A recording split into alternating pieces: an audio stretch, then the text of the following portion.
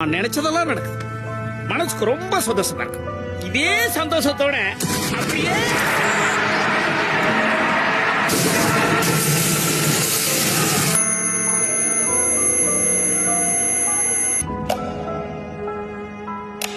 நீங்க அடிக்கடி சொல்லுவீங்களே என்கிட்ட டைம் இல்லைன்னு.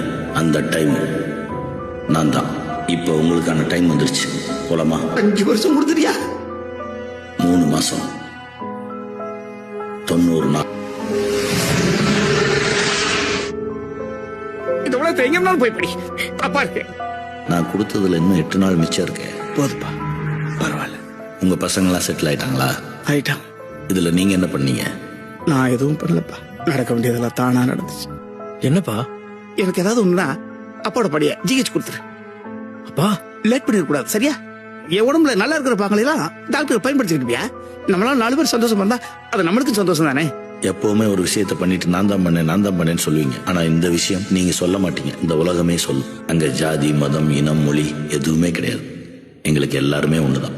அப்ப நரகத்துல அங்க இருந்து தான் நான் உங்களை கூட்டிட்டு போயிட்டு இருக்கேன்.